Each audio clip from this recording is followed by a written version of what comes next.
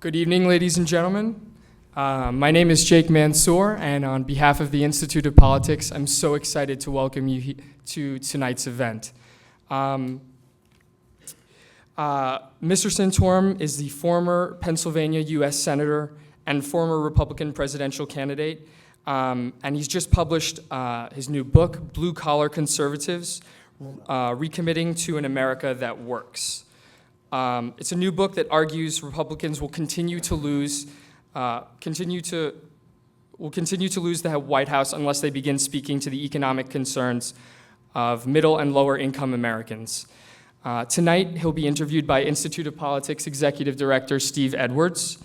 And most recently in his career, the former senator from Pennsylvania has focused his energies on Patriot Voices, the nonprofit he co-founded, which aims to build grassroots support for the protection of faith, freedom, family, and opportunity in this country. But before we get ahead of ourselves, let's take a step back to visit the senator's early life in Pennsylvania. Mr. Santorum, the son of a nurse and an Italian immigrant, grew up outside of Pittsburgh. After receiving his MBA and putting himself through law school, Mr. Santorum began practicing law. And in 1991, he began his political career when he ran for the U.S. House of Representatives, winning an electoral upset by beating out a 7-term Democratic incumbent in a heavily blue district. After 4 years in the House and a successful 1995 Senate run, Mr. Santorum co-authored the 1996 Welfare Reform Act, signed into law by President Clinton. And in his 16-year tenure, he rose to become chairman of the Senate Republican Conference, the third highest-ranking party position in the Senate. Oh, he also ran for president in 2012. Senator Santorum's campaign, titled "The Courage to Fight for America," took off in the exciting run-up to the Iowa caucus that launched him to the top of the pack and ended in his victory over Mitt Romney in the Iowa caucus by a razor-thin 34-vote margin. Early in the race, his campaign was short on funds, and so the senator canvassed the state's entire 99 counties in a pickup truck. He went on to win 10 more states and more than 4 million votes during the Republican primary process. And most importantly, Mr. Santorum is a father of 7 children with his wife, Karen. And I hope he doesn't mind me mentioning this, but the senator will be celebrating his birthday this upcoming Saturday. So, with that, please join me in welcoming and wishing a happy early birthday to Senator Rick Santorum. Senator, so happy early birthday to you. I'm glad you could celebrate it here on the campus of the University of Chicago. I'll have one for all of you tonight. We prepared a TGI Fridays style celebration for you a bit later with the full parade band. I want to begin by talking about this new book here, which, by the way, is also featured out there for purchase later on. The title, Blue Collar Conservatives, Recommitting to an America That Works. And I want to start by reading an excerpt from the early part of the book. You say, "We Republicans must show the unemployed, the underemployed, and the struggling worker that we are on their side and want their support. We can't forget blue-collar conservatives who are the backbone of this country. We have an obligation to restore the American dream for them and their families, and until we internalize this as a party, we will continue to lose national elections." Strong words about a party that seemingly has been moving in a very, very different direction. Why do you feel so strongly about this and how we would get there?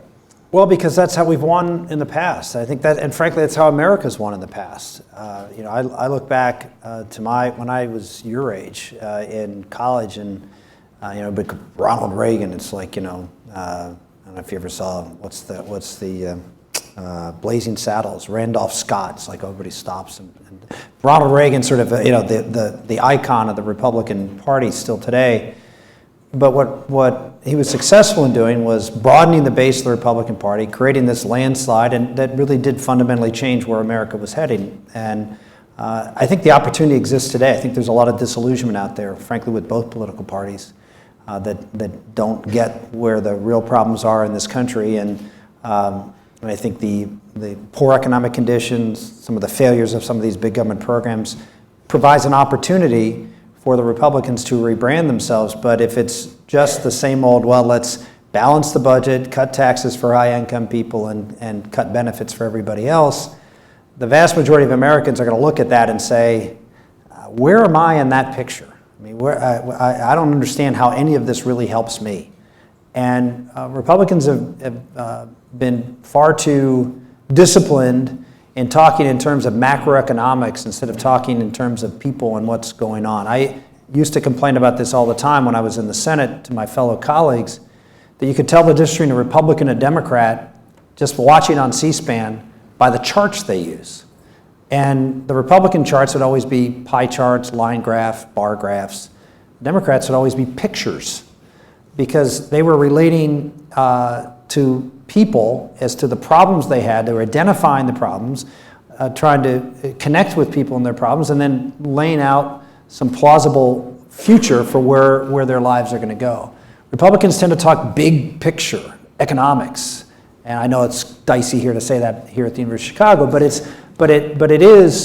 not an effective tool for communication, and so we have to orient ourselves differently to connect to the individuals that are, it's large groups of individuals who are really falling behind. Wages are stagnant. People, 3/4 of the people who have gotten jobs during this, have lost their jobs during this recession, have gotten jobs at less pay since the recession started. If the same number of people were working, looking for work today as that were looking for work in 2008, the unemployment rate wouldn't be 6.3%, it would be 11%. The reason the unemployment rate's down is because so many people have given up work and even looking for work. So there's an opportunity here, but there's also a big problem here that Republicans owe it to themselves and to the country to focus on how we can fix it. And so what I try to do in the book is lay out concrete things we can do that are policy changes, different than what Republicans are saying now, not inconsistent, but different, in addition to pro-growth economics. And I'm for pro-growth economics, but we need pro-growth, pro-worker economics. And how are they different exactly? Well, I specifically lay out two areas of concern that I think create an opportunity for sort of blue-collar America. And that's in the area of energy and manufacturing. And I talked about this during my campaign, and exact one of the reasons I think we did as well as we did, contrary to what the media perception was not because I was the social conservative in the race. Everybody in the race had the same positions on the moral and cultural issues that I did. But because I was out there talking about manufacturing and energy and actually had solid policy proposals to create economic activity and jobs in those areas. And so I lay out in the book some of those things, and actually even more than what I proposed during the campaign, to stimulate the manufacturing sector of the economy, to do the same thing in the energy sector of the economy, to create opportunities for the 70% of Americans who do not have college degrees and aren't going to, that number is not going to change much in the future. In fact, college is becoming harder to attain as opposed to easier to attain, less accessible. And so I think that directed message that we can say to blue-collar workers, look, here's what we're going to do. These jobs are going to be created. I talk a lot about education and training programs, vocational training at high school levels. We've gotten away from that. I grew up in Western Pennsylvania. We used to have a big vocational training program at my high school. Those things are just not around anymore. Budget cuts or whatever. Not everybody, and this is one of the reasons I have a problem with Common Core, not everybody should be on an academic track. 70% of Americans aren't going to college. You're critical of higher education in this book. Well, I'm critical of what's being taught in higher education. I'm not critical of higher education per se. Although, you did say in the campaign that, didn't you say, President Obama wants to send everybody to college. What a snob. What a snob, right? Yeah. So help me understand what your thinking is there. Well, look, there are a lot of great jobs out there that don't require college education. There's a lot of great opportunities that don't require, a degree in English literature, right? So there is, and we should value the jobs that are out there that don't require that. And that's not to say people shouldn't aspire to college, but there are tremendous opportunities not going that route, and we have to honor people who decide not to go that route and use the skills that God gave them to to work with their hands or to do things that are different than an academic course. And I don't think we value that. I think we tend to look down our nose a little bit at people who have jobs that are not, through an academic study track. And I think that's not a good thing for our society. It's certainly not a good thing as Republicans to be doing. I mean, you've also said here, another quote, do Republicans really care less about the person at the bottom of the ladder than Democrats do? To be painfully honest, and I'm quoting here, I'd have to say in some ways, yes. Yeah, and the key word there is in some ways, because I then go on to say how Republicans, conservatives, actually give more to charities, give more to the poor, volunteer more, actually do more, because Republicans, conservatives generally believe that taking care of the poor, caring for the poor is an individual responsibility, not a collective responsibility. I disagree with that. I think it's both. I think Democrats, if you look at the giving and you look at ideology, the folks who are the worst givers are actually big liberal secular liberals. They give the least amount of money to the poor, but they're the ones who are for the biggest government programs. And the folks who are for the smallest government programs actually give the most amount of money personally. So in a sense, they're committed to what they believe, which is, secular liberals believe the government should be doing these things, and so they're for big government programs.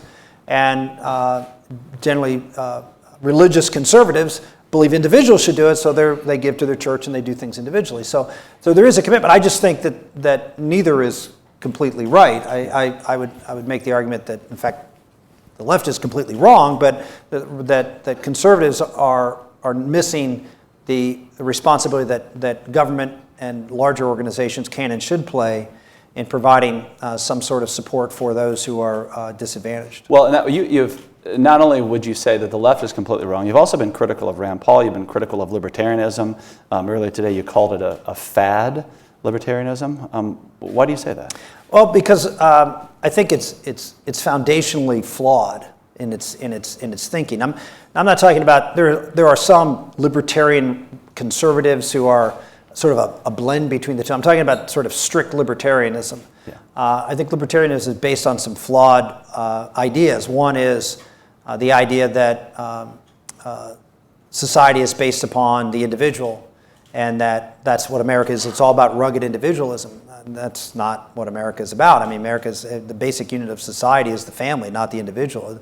Building a society on radical individuals is like building a house on sand. I mean, it just doesn't hold together. You have to have a foundation upon which to build things on, and the family is that foundation from which all individuals come from. And so it is the basic building block of society, and so that's why I look at policy through the eyes of how does it affect the family as that first business, as that first economy, as that first hospital, as that first school. That's what the family is. And so we have to make sure that that's as solid as possible, because that's, again, foundational to society. Secondly, it's a flawed understanding of the nature of man. The idea that that we have this radical idea of individualism, and people should go out and do whatever they want to do. And if we just get government out of everybody's lives and people can do whatever they want to do, everything will be fine. Now, most of you are students, and I assume most of you then don't have children yet. But if you had children, and you have younger brothers and sisters, and you've seen them, I think you can probably gather rather quickly that children are not born good, that we are all fallen, we all have faults, and that the idea that if men and women left to their own design, everything will be great, is a very flawed view of humanity. That we need laws, we need mediating institutions, the family, churches, community organizations, schools, to shape and mold people to do the moral and right and ethical thing. And part of that is laws that teach as well as prescribe and govern. So I think there's a flawed view of the nature of man and how societies function. And finally, I think it's a flawed view of freedom. The idea that freedom is simply to do whatever you want to do is, I wrote a lot about this in the first book I wrote called It Takes a Family. I refer to it as freedom from. And it's a freedom from government or some outside force telling you that you can't do things. And that's a very important part of freedom, and I think it is an essential element of freedom in America that we need to be free from. But it's not just freedom from that is liberty is properly understood in America. It's freedom for. So it's not do whatever you want to do. It's do what the whole idea of freedom is that you're not forced to do things that are wrong. That you're not forced to do things that you believe are immoral or wrong, but you are free to do what is right. That's really what freedom is. It's an orientation to doing what you ought to do, what is true, what is right to do. And the idea that choice is the highest, that's it. It doesn't matter what you choose, but simply choice is the thing we need to care about, I think is a very perverted view of American freedom. But in a dynamic, diverse, and pluralistic society, how do you determine what is right? That's the greatness of America. James Madison called, the First Amendment, what do you call it? Oh, I just all of a sudden lost it. It's the perfect experiment, or so the perfect remedy. Because the Constitution, if you think about what the Constitution is, it's a document that lays out a template for how we get along with each other. You look around the world and you see all sorts of antipathy toward different tribal groups or different ethnic groups or different classes. America's never really had, we've had serious problems in America, don't get me wrong, but over time, the Constitution has worked very, very well as a perfect remedy because everybody's allowed in.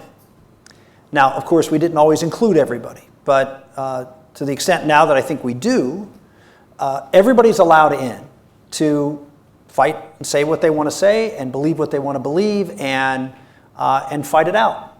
And that allowing everybody to have their point of view, whether it's legitimate or not, whether you agree with it or not, whether you think it's horrible or the idea was everybody's in, and you fight it out, and you go on, and then you fight it out again the next day and the next day, and that's how America succeeds. Is that no one feels like they don't have the right to get into the public square, to voice what they believe is the truth, and then make their case.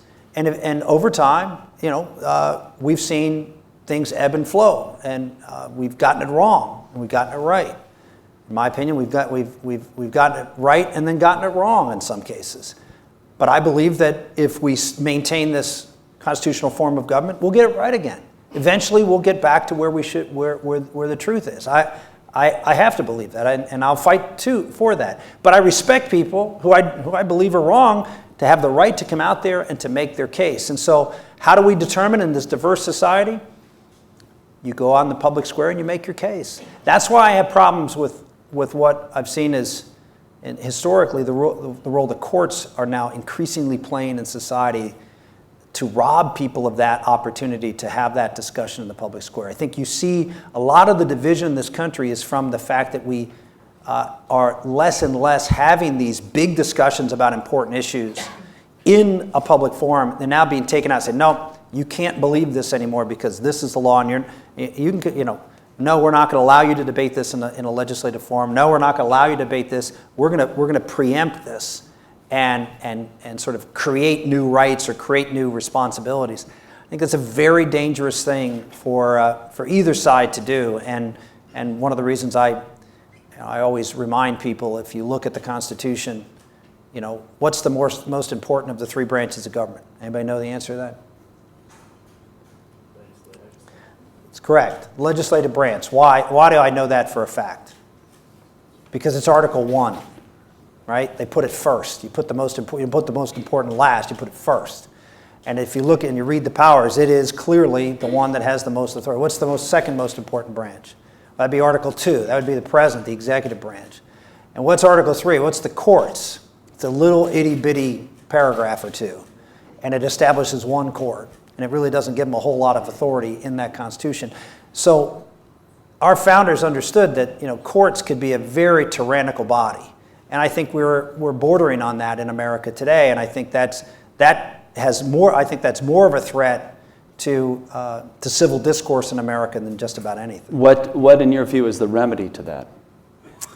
I think the court has to get a huge dose of humility.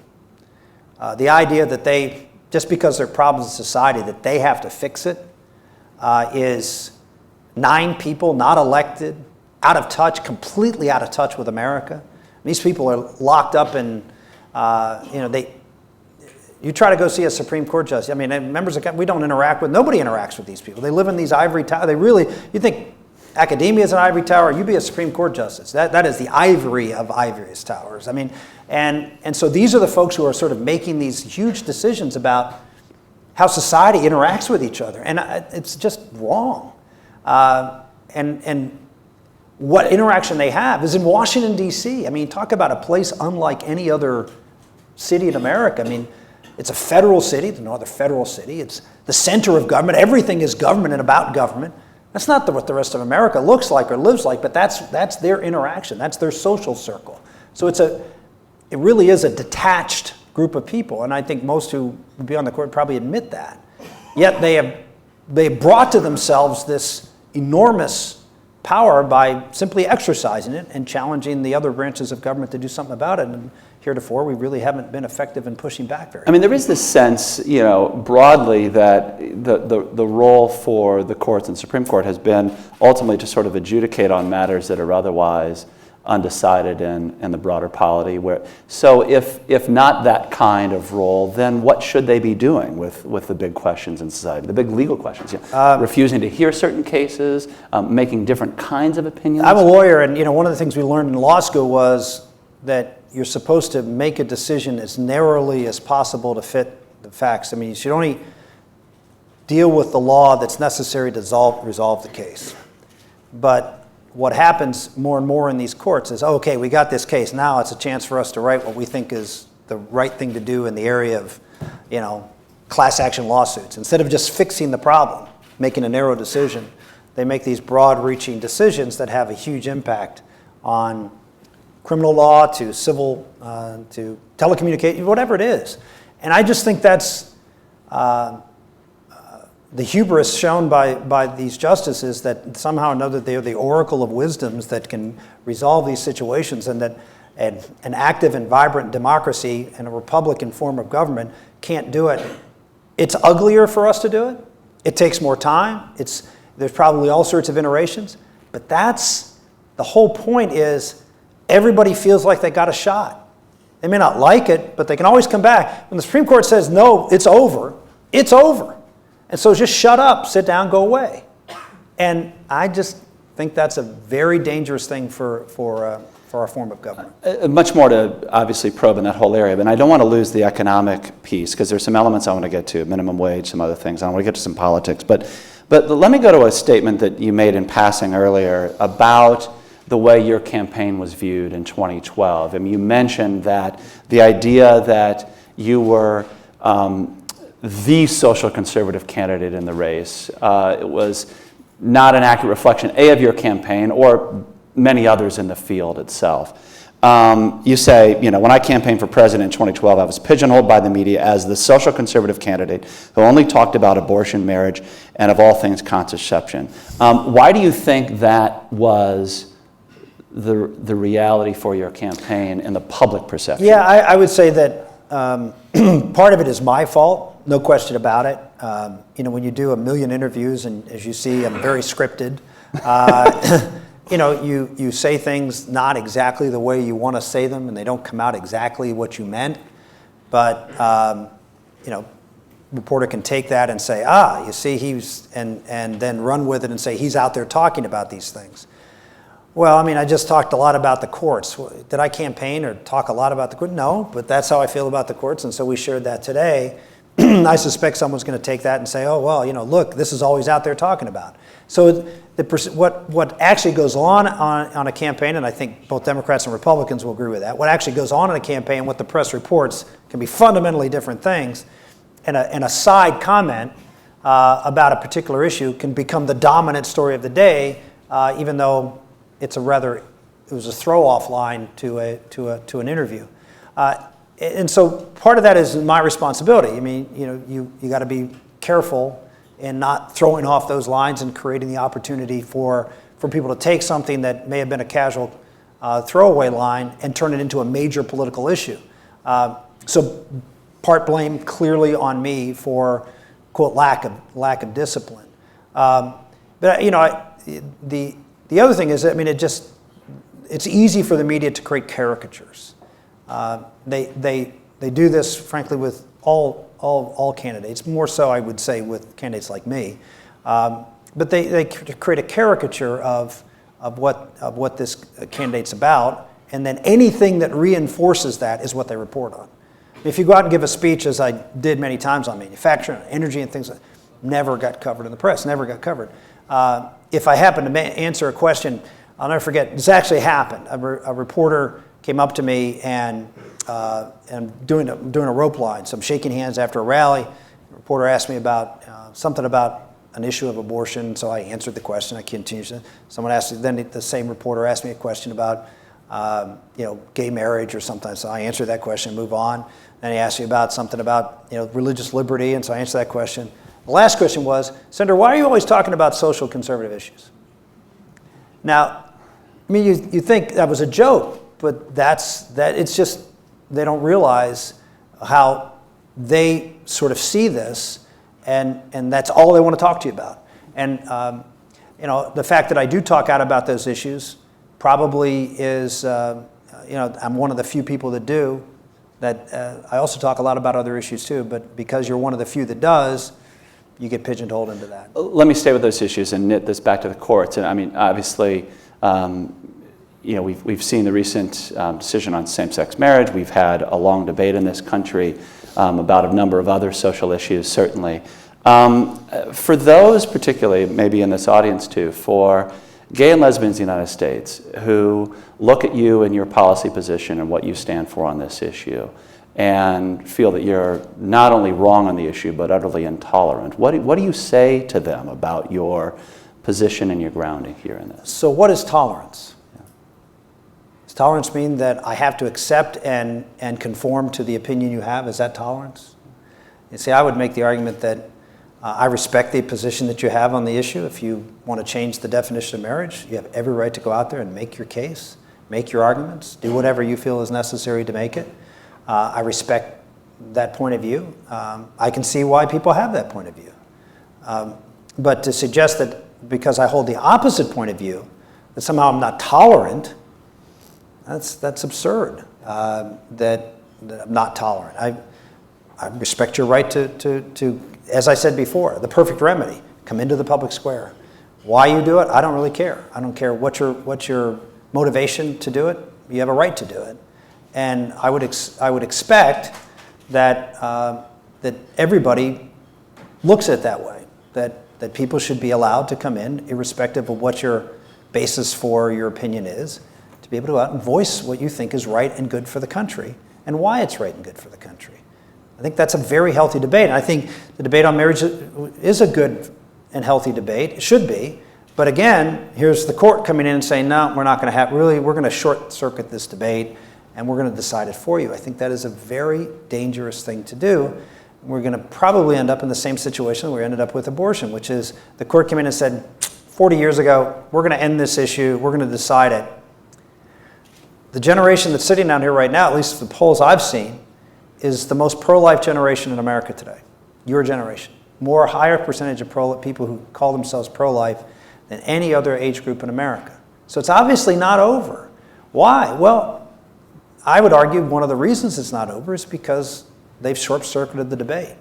They haven't allowed a real discussion, as gut-wrenching, as hard as it will be. It's not going to be easy. Of course it won't be easy. But you know what? Governing's not easy. And particularly in a republic, it's a hard thing to do. But it's necessary for people to come together at some point. And one of the reasons I think we're so divided is because we're short-circuiting what has worked for a long time, which is the difficulty and sometimes acrimony of figuring these things out in the public. Let me also ask you about where things sit within the party, broadly speaking. I mean, to pick up on this, you were talking about the appeal to blue-collar conservatives. We also know demographically that this country is changing, and if you look at the analysis, the proportion of white older voters that Mitt Romney won, overwhelmingly, in fact, I think his proportion of white voters was the highest on record, and yet he still lost the election. We look at projections in terms of the growth of Latinos, Asians, people of color, broadly speaking, younger voters, et cetera. What does the Republican Party need to do to speak to that constituency or a different set of constituencies beyond the one that it currently is resonating with?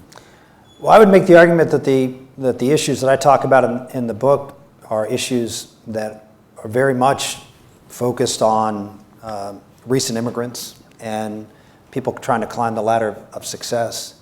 I grew up as the son of an Italian immigrant, grew up in public housing, had, grandfather was a coal miner, grew up in that world, in a steel town in western Pennsylvania.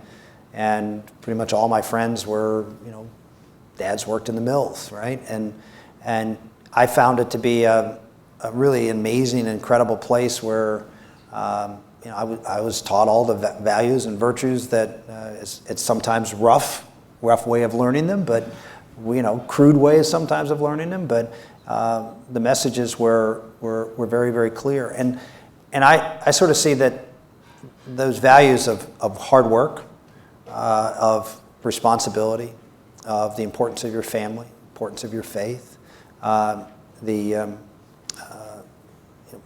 building a strong community, all those things which I talk about, which can be done if people have stable, solid employment, and they can work a job and then come home and be a involved member of the family or involved member of the community or the church or other things. And back in the day, if you will, the guy that was my basketball coach worked at the mill and got off at 3 o'clock and then came over to the grade school and coached our basketball team. And those sorts of things could happen, but now you're working 2 jobs and you're stressed at home and your wife is working and everybody, and it's just, there's no time to hold your family together, much less the community.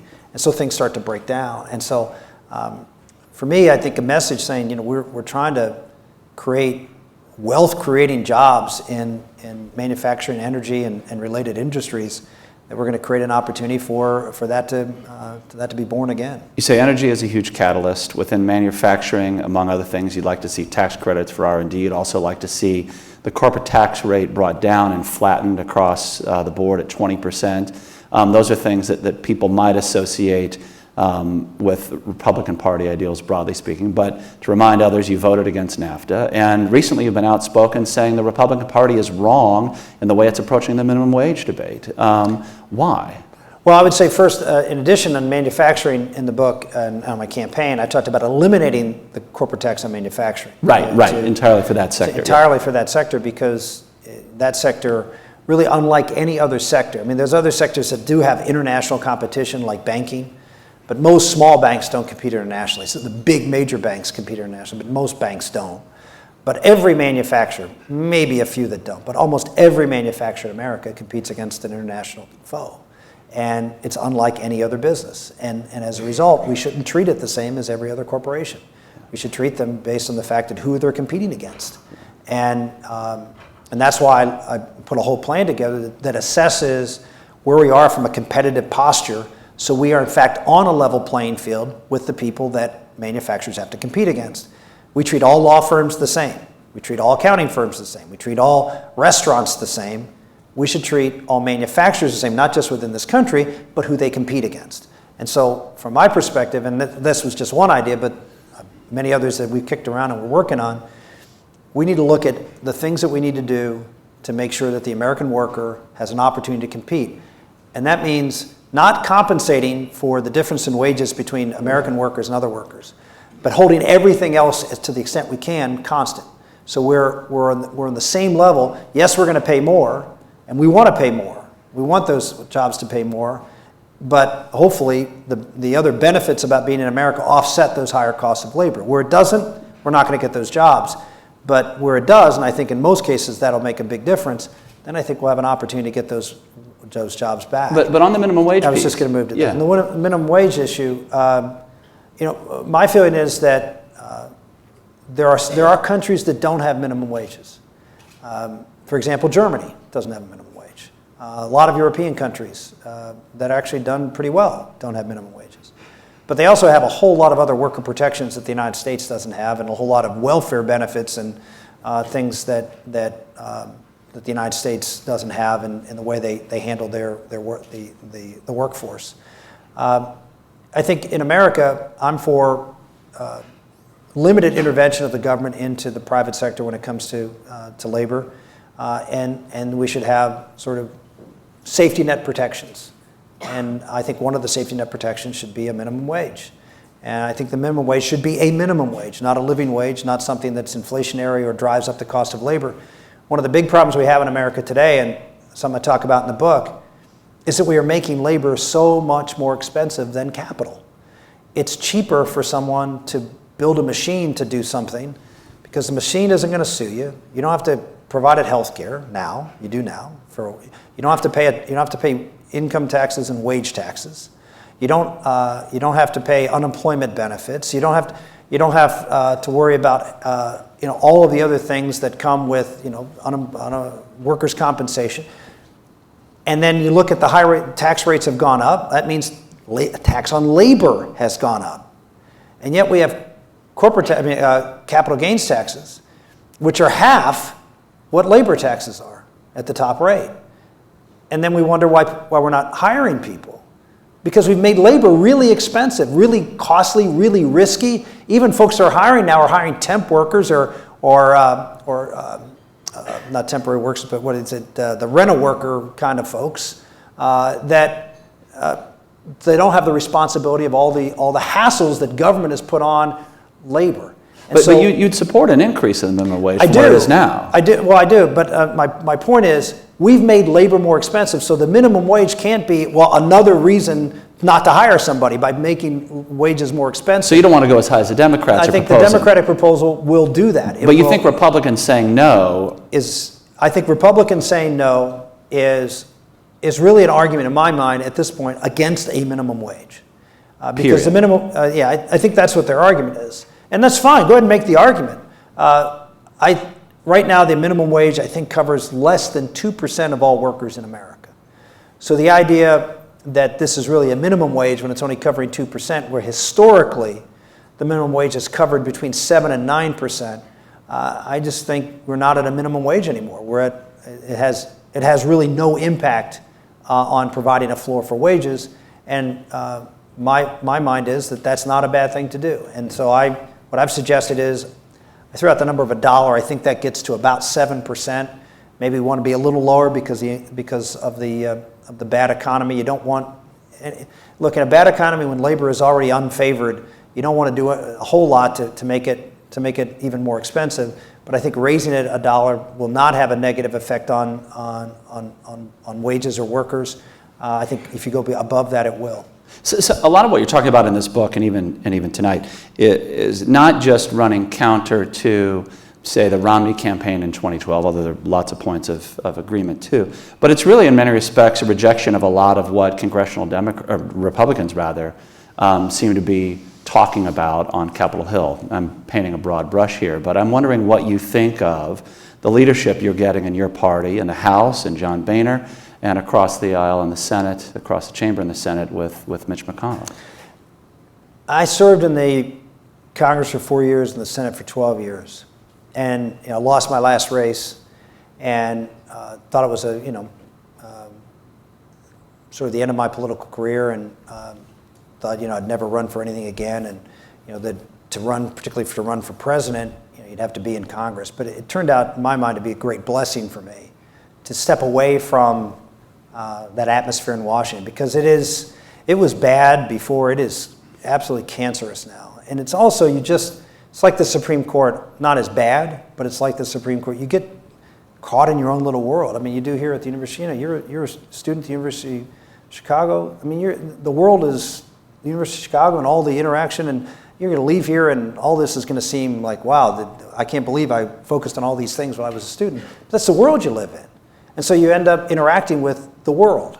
Well, your world in the United States Senate is, dealing with procedures and dealing with committee meetings and folks who are doing things to, stick it to you one day and try to be your friend the next. It's a very, very difficult legislature is a very difficult place to do business. It's an incredibly difficult place to do business now when it's so rancorous and it's so vitriolic. More even than when you were there? Because you're part of the rancor too in some of the vitriol. I plead guilty to some of that, no question about it. I'm not saying there shouldn't be a a battle of ideas, but we're way beyond that, in my opinion. And again, I think these things come and go, but I think we're way beyond that. I was as tough a conservative as there was when I was in the Congress, but I also, led and managed the bill on welfare reform that got 70 votes, including half the Democratic caucus. I mean, I was able to pass 2 major pieces of national security legislation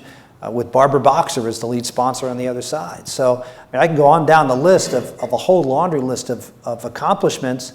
Yeah, I was tough, but you have to understand that your job is to sit down and try to get things done and work positive. I don't think that's happening at all. Well, what advice would you give to your fellow Republicans? And I want to say this is obviously not just a Republican thing. This is also about Democrats and how they work together. But on your side of the aisle, what advice would you give to Republicans in Congress right now about that very question, about what they should do differently, I think how the they should key approach is things? to put forth a positive agenda and really focus on how to paint a picture. I when I give my talk to Republican groups, I talk about Pope Francis, and I'm a Catholic, and I'm a big fan of Pope Francis.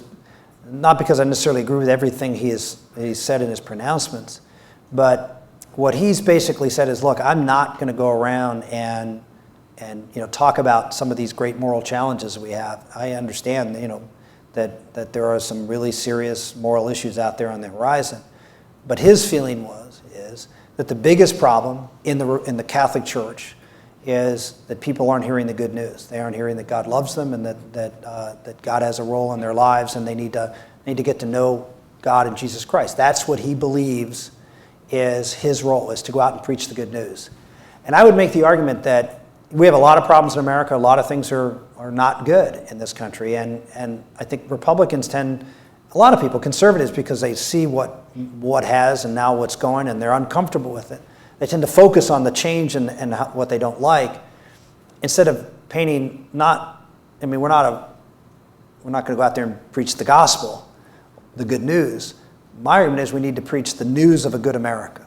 So we have to go out and talk about, okay, we don't like this, but instead of dwelling on what we don't like, let's talk about where we're going and what the positive thing is. And in the book, I talk a lot about the importance of family. I said, I don't want to talk about the issue of gay marriage. I don't care about redefining marriage for the purposes of this book. I'm going to talk about the importance of marriage as an institution for families in the economy and for communities, and how every study that the Obama administration cited to talk about income inequality all said the same thing. The most important factor in keeping people out of poverty and providing a ladder to rise in society, whether they got married or not. Marriage is a very important economic decision, because it's easier for 2 people to do things as opposed to one, particularly for raising a family. That of course begs a follow-up then. Follow on, why not then support same-sex marriage with that dynamic? Yeah, I would just say if what marriage is an economic contract, or what marriage is a romantic relationship between 2 people, or 3 or 4 or 5, if that's all marriage is, as far as I'm concerned, everybody should be able to get married. But I don't think that's what marriage is. I think marriage is more than that. I think marriage is a unique institution that has a unique benefit to society, and that is bringing men and women together in a way that encourages that union to have and raise children with what every child deserves and has a right to, which is to be raised by their natural mother and natural father. Now, that's not always going to happen, and I understand that sometimes it's not the best situation. But overall, it is the best situation, and it's one that society should encourage. And so what I say is that we need to treat that differently than all these other important relationships, valuable relationships, but they don't provide the unique benefit to society that relationship does. And so it's not that I'm against another relationship, it's not that I don't honor those relationships or respect people who want to be raised up and by society. But those relationships can't do what this relationship does. You say just society. as a public policy question, you say that should have a certain preferential status. Because it has a unique benefit to society that no other relationship does. I want to take some questions from the audience here. We're going to do this in just a second. We're actually going to put a microphone up, and then we'll invite you to line up behind the microphone. We'll ask you to keep your question brief, one at a time. Let me also just stay on this. So another demographic group that the party didn't do well among in 2012 was women, and we've seen that trend for a couple of cycles now. So how should the party and how can you speak to it's the interesting. concerns of women? And is that a media issue? Is it a policy issue? What is it, as you say? Well, I think again, we tend to sort of throw these things in a block and say, oh, Republicans, because I think, what was it, 10-point deficit among women or so, or 8-point or something like that. But you got to break it down and you got to look at it. Among married women, Mitt Romney got 60% of the vote. Okay. And it was single women that he had trouble with. If you look at how Romney did among white women versus non-white, Romney won white females by 23 points. And so... so it's not, the aggregate gap is masking other dynamics. So Barack Obama got 98% of black women's votes. And they were 13% of the population. So, that skews everything to make, you got a woman problem. Well, I'm not too sure that he got 98% of black women's vote because of abortion.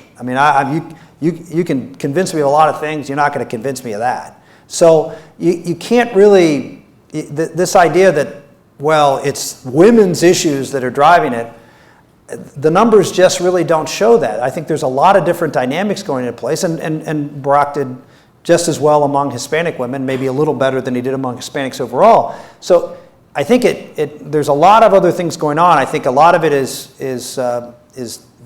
demographic, a lot of it is socioeconomic, but the idea that somehow or another this is an issue about abortion, I don't think the numbers bear it out. All right, we're going to turn to questions from you in the audience. As I said, we ask that you keep your question brief. We ask that it be a question. We want to try and everybody knows what a question is. Yeah, right? we want to try to get to as many as possible here in the time that we have left here. So without further ado, we'll begin. Yes.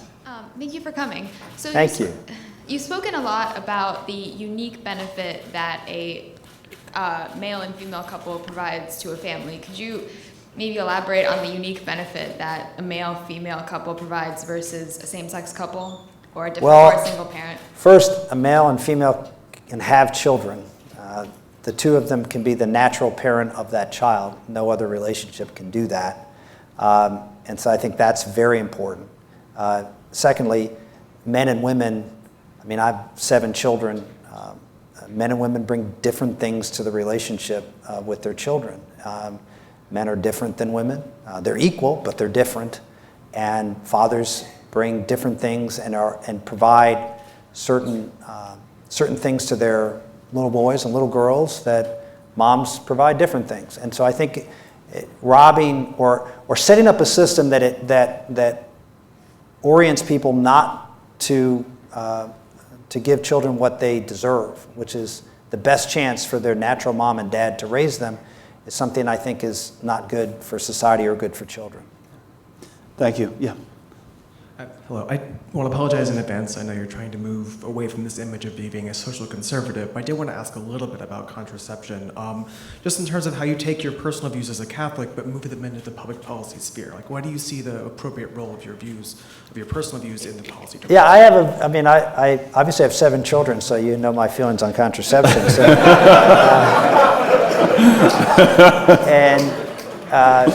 I take the Catholic position. I believe that we should be open to life, and if you don't want to have children, there's certain ways to guarantee that you don't have children. And we, believe it or not, it was 7 children. We actually would have liked to have more children, but we didn't. And as far as from a public policy point of view, look, there's a lot of things that I don't think are right or moral that shouldn't be illegal, and that the government has no business in being involved with. And I think contraception is one of them. I don't believe it's right. It's not something that I would do because, any of you ever read the Theology of the Body that the Catholic Church teaches? I think it's a beautiful piece of work in understanding how God works through His creation. And so I love that. I accept it. I think it's true. But that's not for everybody, and the government must respect other people's opinions on this. And My issue, and one thing I wasn't a big fan of, is forcing people who have views like me to go out and use my money to buy those products. I think that's an infringement upon my religious liberties. And when the government can do things to accomplish their aim without forcing me to do that. For example, if the government wanted to provide free contraception to everybody, I would have I wouldn't vote for it, but I would think it would be less objectionable. It would be less objectionable to me for the government to go out and say, well, we're going to pay for all the pharmacies to stock contraception and give them out free. Am I paying for it indirectly? Yes, through my taxes. But I pay for a lot of things in my taxes I don't like. But that's different than forcing me to pay my money for this product. And so if the Obama administration, in my opinion, was interested in providing free contraception to everybody, they could have done it that way. I don't think that's what they were interested in. I think they were interested in forcing people to bow to Caesar. And because otherwise they could have, and probably it would have been easier, cheaper, simpler to do it the way I suggest, give them out for free. But that's not what they did. And you have to sit back and wonder why. Now you can say, well, that's just the way it is. Why? Why would they do that? Why would they fight it? Why wouldn't they say, okay, you guys have an objection to that, we'll change it. We'll agree to pass a law and we'll do them for free. Never have suggested that. Why? What's the point of forcing people to violate their religious purposes? And I think you've got to seriously consider why they're fighting so hard to make people break their religious objections. Thank you. Thank you, Senator. Yeah. Next question. Senator Santorum, thank you for coming. Thank My question is not slated at gay marriage or equal marriage, as you've talked about. You have religious objections. You don't have any objection to people having the freedom to be who they are, something you said during this conversation. I'm interested to know why you have in the past not supported legislation that would offer someone like me the protection of not being able to be fired for their sexual orientation. I'm from North Carolina, and whenever I'm working somewhere, I'll either leave off of my resume, depending on the job involvement I've had with my gay rights activism, or I won't talk about any homosexual relationships I've had at work, because I've heard the stories from friends who are older in the community in North Carolina who've been gay and who've been fired because it's been found out. And so I'm wondering again why you don't think there should be those basic protections for homosexuals, lesbians, transsexuals in the workplace. Thank you. I believe in people's right to hire and fire people as they see fit. That doesn't mean that I would approve that someone would hire and fire someone for that reason, but they should have the right, if they have, particularly if they have a legitimate objection to have someone in the workplace who doesn't conform to the values at that workplace, they should have the opportunity to say, for example, should people who are Catholic Church, for example, should they be forced to hire somebody who doesn't subscribe to the beliefs of the church if it's an important position that would be required? And the answer is they should have the right to hire people that fit the job that comports with them. I'm not saying that necessarily everybody should do that. In fact, I think, again, I look at my own personal example. I've had gay people on my staff. In fact, when I left the Senate, I had 2 people who were gay on my staff. They did their job. Their values and viewpoints with respect to the jobs they were doing were consistent with mine, and so I felt very comfortable having them at work. But if someone didn't, then they have the right to do it. I don't agree with it, but I don't think they should be penalized for having that right to do what they believe is in the best interest of their business. Yes, sir. Thank you for coming, Senator. My question is, which 2 great thinkers have most influenced your philosophy of conservatism?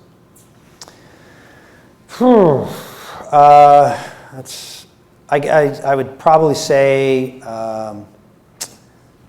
current great thinker. I'm a big fan of Michael Novak, Robbie George, some of the Catholic thinkers out there. Historically, different folks that I've read everything from, Hayek in economics to, I'm a big fan of Chesterton, love his stuff. So I read a lot of different people. Russell Kirk, another one. So those are some of the conservative folks that I've read and gotten some things from. As a quick follow-up to that, what about personally? I mean, you talked about, your willingness to stand in the arena, to take on tough issues, to take on issues that are controversial, to be out there, outspoken in the form. Where did that come from in your background? What shaped? Gosh, I don't know. You there? I don't think that much about those things. I mean, I've always been argumentative. My parents would back me up on that one. A sense of what's right, and you sort of fight for what you believe in. Yeah. I don't know. I wish I could say I knew, but here I am. All right. Yes, sir. Thank you, Senator. So my question is about manufacturing. You said that you wanted manufacturing taxes to go to zero. So United States already has a deficit, a huge deficit.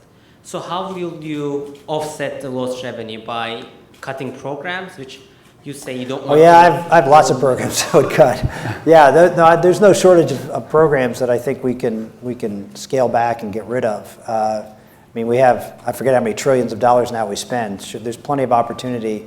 We had the sequester. If you look at the sequester, I don't see a whole lot of fundamental changes that happen in society because of the sequester. And that includes the military. And I'm a supporter that we need a strong and vibrant military, but I also think the military could be a lot more efficient than it is today. So, the government needs to get smaller. It's just way too big. And my feeling is, if we do what I suggest, which is to attract a lot of manufacturing jobs back to this country, a lot of money will be saved because people will be employed, not taking unemployment insurance or other types of food stamps or other government benefits, and will be paying taxes instead of receiving benefits. And so, if it works the way I hope, then it should more than pay for itself. Thank you. Yes, ma'am. Thank you, Mr. Senator. I would like to follow up on a question that was just asked. You think that you respect employers' freedom to fire or hire people based on their own views towards one's sexual orientation or religious beliefs? Do you think such freedom could be extended to one's race or gender? And is there a fundamental difference between one's sexual orientation and one's race? Thank you. Well, I think, first off, one's sexual orientation generally isn't obvious, right? You're black, you're black. If you're Asian, you're Asian. It's sort of hard to hide that, either in some cases by the name you write on the application, other cases by the picture that's on your Facebook when the employer looks up who you are, right? And so part of it is things that are obvious and apparent, and when it comes to someone's religious beliefs or someone's sexual orientation, those are matters of beliefs and choices. But there is actually a conservative legal argument, a natural argument that would suggest that you should not discriminate on the basis of those things which people are powerless to affect, right? And so race and gender being one category, and many would argue biologically that one's sexual orientation would be that way too. Yeah, look, I'm not a scientist, so I'm not going to get into what the genetics are or anything else. All I can suggest is that there may be an argument, but I think it's clear when it comes to gender and race what the issue is. I think it's less clear otherwise. Next question, yes. Hi, I do agree with the distinction you make between intolerance and disagreement, respectfully. So specifically, it's been over a decade since the 2003 interview with Associated Press. Do you ever regret lumping gay American men and women with man on dog and man on child? And especially in view of the waves of teen gay suicides, do you ever feel like something's been proven different? I would say a couple of things on that. First off, I regret saying things the way I said them. I also regret the press reporting things I said that I didn't say. The famous quote that I gets quoted all the time is, and I'm paraphrasing, of course, was that when the court establishes the right to consensual sexual activity, then you have the right to, and I listed a whole bunch of other sexual activities like incest and et cetera. What the reporter wrote was, when the court establishes the right to, and she put it in parentheses, gay sexual activity, which I didn't say, nor did I mean. I have the burden of being a lawyer, and so I looked at this case as a lawyer would look at it, which is when the court changes the standard for privacy from what it was hitherto, which was sexual activity within marriage, was something that the Constitution protected and that the government couldn't interfere with, and changed it to consenting adults. Then you open up Pandora's box, because then if it's consenting adults, then the two adults can consent to anything, right? Not just gay activity, but any kind of activity. The quote that I used was a paraphrase, and you go back and read it. Look at my quote, go back and read the Bowers decision, which was the previous case on this issue back in, it was 1986. It was Justice White. And if you read what I say and you read what Justice White said, you will see almost word for word the same thing. If you read Justice Scalia's dissent in the Lawrence versus Texas case, you will see almost word for word what I said. It's a legal argument talking about changing the basis of the constitutional right from privacy within marriage to privacy with consenting adults. I thought that was problematic. Going back to the point you made before, we were talking about before, the court didn't need to decide this case in an expansive way, but they chose to do so. They could have decided this case that the Texas law was unconstitutional, very narrow. In fact, I even laid it out in the interview. Here's what they could do, and I would agree with them, that there was an equal protection issue in this case. But they chose not, they said that, and they said, while we're here, let me change the standard of what we're going to look at. You see, I think that's troublesome, that the court could have decided the case narrowly, given a victory to the people who were arguing the case, but chose to then say, no, while we're here, let's do a little constitutional amending. And I think that goes back to where we are again. And now we're embroiled in a very contentious issue, one that clearly is moving in the direction I suspect that you favor, but I think will be a contentious issue for a long time because of it. We're running up against the clock. I want to really quickly as we wrap. Yeah, I got to go watch. My Penguins are playing tonight. So. Really quickly, 2016. You've said you're considering it, but you haven't obviously made a decision about whether you'd run again. On what basis will you determine whether you're officially a candidate for the Republican presidential nomination? What's going to... Oh, it'll be a whole bunch of different things. Yeah. Everything from, first and foremost, family. I mean, having gone through it once before, it takes a toll. I mean, you travel a lot, you're away a lot. I still have 4 kids at home, and it's a sacrifice for them. Believe it or not, they actually want to see me around every now and then, and have that relationship. And so that's a big thing for me, having just done it and spent a lot of time on the road. And now I brought the family along a lot, but still it's not the same. Yeah. And so that would be probably the biggest impediment at this point as to whether I think our family's really ready for that. You said you'd do it differently too than if you were to do it. Well, I try to raise a little bit more money than I raised last time. I didn't have the opportunity. No, probably not. I don't know. Maybe try a new fashion statement this time. I was so successful with the last one, but I didn't have the opportunity to raise money last time. I mean, there was no one was going to give me any money. I mean, I lost my last race for the Senate by the largest margin of any incumbent senator in 30 years. So 4 years later, I announced for president. The next logical move, yeah. Right, and that's what you do next, right?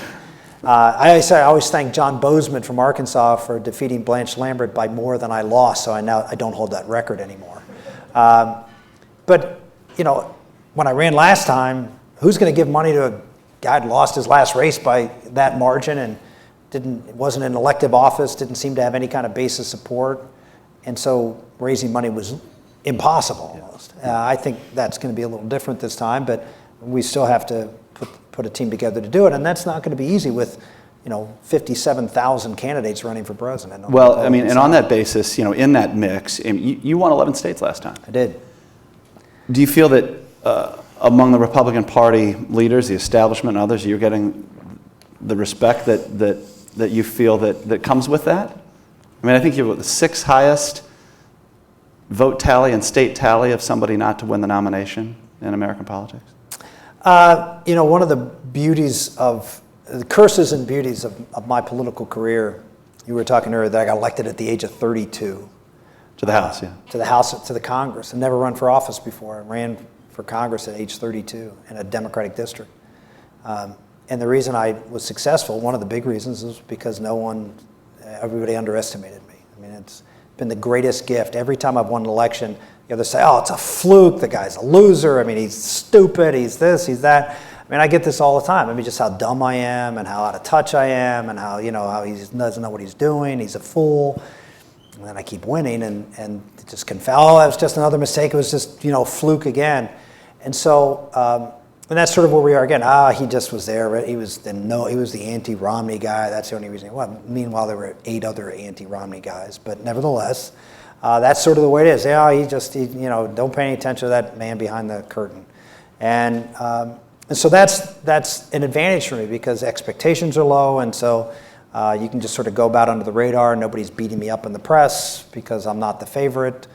There's an advantage. The disadvantage is nobody's talking about you. Nobody's saying you're going to win the nomination. And so the people that it hurts with is with the donor class who actually listen to what these idiots in Washington say is going to be, who's going to be the next president. Who they don't know any more than you do, but they get paid, so people listen to them. Nobody picked me to be second. None, not even close. So I look at that and say I got my advantages and disadvantages like everybody else, and take them as they come. Well, Senator Santorum, I want to thank you so much for making this a stop on your tour. We really Tell appreciate your time. Axelrod, he owes me one for not showing up. Well, here you're coming to Axelrod's home turf. I really appreciate this. I know all of us do as well, too. The book is called Blue Collar Conservatives Recommitting to an America That Works. There are signed copies out there as well for purchase. Thank you very much. Thank you.